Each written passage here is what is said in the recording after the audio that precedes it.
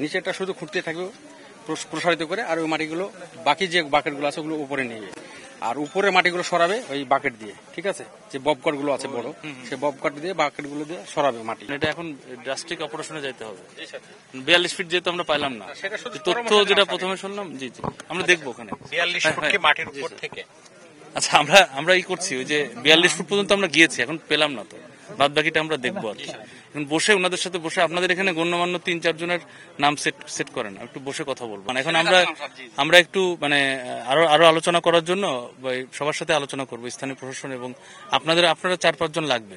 মানে আপনি থাকবেন, বাচ্চার বাবা থাকবে। আমি তো 100 ফুট বলতে পারছি না এখন, আমাকে এখন 42 ফুট যেহেতু পেলাম না, তাহলে আমার আরো করতে হবে। আপনাদের ক্যাপাসিটি কত?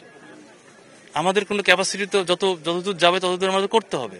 এটা তো আমার ক্যাপাসিটির সাথে সম্পর্ক না। এটা তো বুঝতে হবে যে যতটুকু আমি না পাওয়া পর্যন্ত আমি কাজ করতেই থাকবো।